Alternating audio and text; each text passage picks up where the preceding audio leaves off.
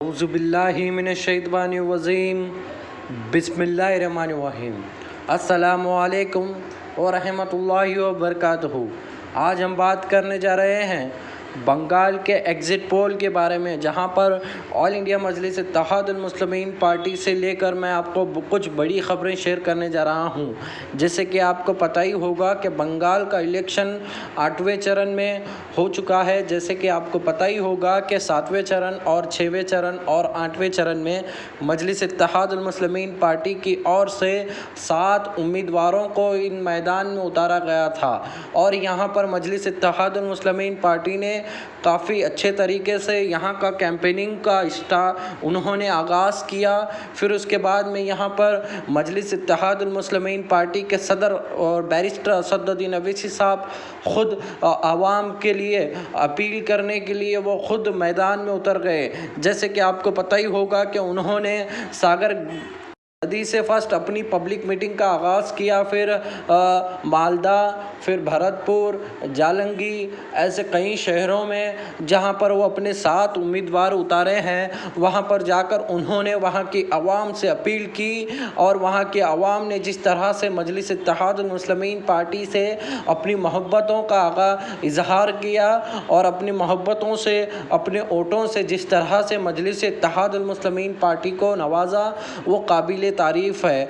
तो इसके चलते हुए यहाँ का बंगाल का इलेक्शन ख़त्म हो चुका है और आपको पता ही होगा कि दिन ब दिन जैसे 2 मई करीब आ रहा है, यानी कि कल यहाँ का पूरा आपको रिज़ल्ट पता चल जाएगा कि कौन सी पार्टी कितने सीट यहाँ पर जीत रही है और कौन यहाँ पर फिर से अपनी सरकार बनाने जा रही है। तो मैं आपको मजलिस इत्तेहादुल मुस्लिमीन पार्टी से जुड़ी हुई ख़बरों को ही शेयर करूंगा। जिस तरह से मजलिस ने यहाँ पर अपनी पूरी ताकत के साथ यहाँ का इलेक्शन लड़ा था और यहाँ पर तन्हा मजलिस इत्तेहादुल मुस्लिमीन पार्टी इलेक्शन लड़ी थी और यहाँ के जो लोग मजलिस इत्तेहादुल मुस्लिमीन पार्टी से जो मोहब्बतें करते हैं, उन्होंने मजलिस का दामन थामा और काफ़ी लोग ऐसे थे जो दिन रात मजलिस इत्तेहादुल मुस्लिमीन पार्टी के लिए दुआएं भी कर रहे थे और उनकी जीत के लिए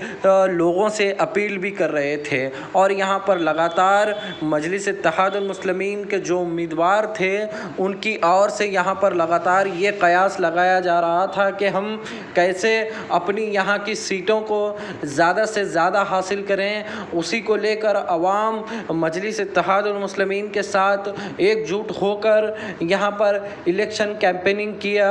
आज उसी का यह नतीजा रहा है कि यहाँ पर मजलिस इत्तेहादुल मुस्लिमीन पार्टी को काफ़ी अच्छे वोट मिले हैं। जैसे कि आपको पता ही होगा कि मजलिस इत्तेहादुल मुस्लिमीन पार्टी को यहाँ पर जब पहले उन्होंने यहाँ पर पब्लिक मीटिंग के लिए परमिशन लिया, लेकिन सरकार की ओर से उनकी पब्लिक मीटिंग को कैंसिल कर दिया। फिर उसके बाद में काफ़ी दिक्कतों के बाद में अब्बास सिद्दीकी साहब से असदुद्दीन अवैसी साहब ने मुलाकात की। फिर उसके बाद में एक अलायंस बनने की ओर जा रहा था, लेकिन अब्बास सिद्दीकी साहब ने ऐन वक्त पर असदुद्दीन अवैसी साहब का हाथ छोड़कर कांग्रेस का दामन थामा।